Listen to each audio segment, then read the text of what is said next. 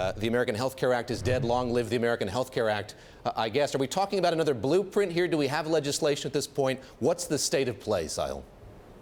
David, the state of play right now is that there's an effort led by the White House, I am told, to revive negotiations on the American Health Care Act. The idea is, let's change some provisions here and there, let's make some tweaks based off the bill that was initially released in an effort to win the skeptics. Primarily, the main people being negotiated with here are the House Freedom Caucus, the group of about 36 ultra-conservative lawmakers who withheld their support for the American Health Care Act and contributed to its defeat. It's a very tough balancing act, though. The reason it didn't work last time was that if you move some things around and tilt the bill in order to move it in their direction, you end up losing some moderates on the other side. So that's what Republican leaders are dealing with. That's why we saw Speaker Ryan be very cautious about the path forward on this. Are we going to see the leadership, the Republican leadership, the White House flexing more muscle here to get some of these more conservative members of the caucus onto their side? What's the conversation been like between moderates and conservatives in the House?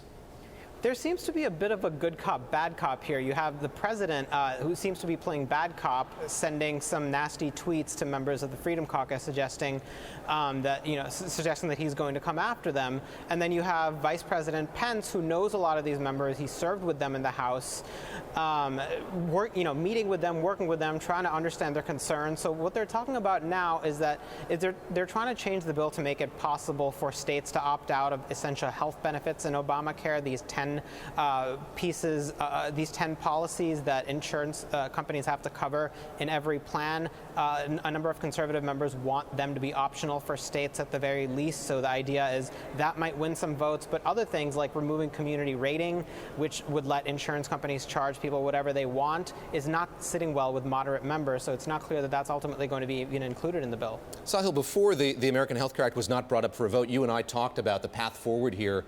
For health care, for tax reform. There was conversation about whether you could couple both of these things together. That's not happening here exactly, but you do have a Congress trying to work on both issues at once. How much of a distraction is this as this Congress, at least as the leadership told us a couple of days ago, is trying to go full speed ahead on tax reform? Is health care a distraction at this point?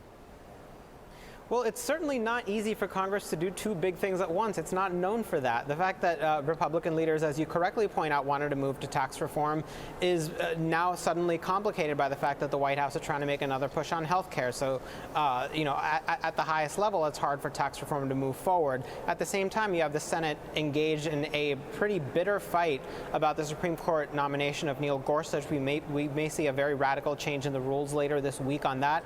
And both the House and the Senate have to deal with finding a way to keep the government funded to prevent a shutdown on April 29th, which is in just a few weeks, and there are a lot of things to iron out. So there are a lot of balls in the air right now, and the White House is trying to do multiple things at once. Congress is not really well suited for that, so we'll see how it all plays out.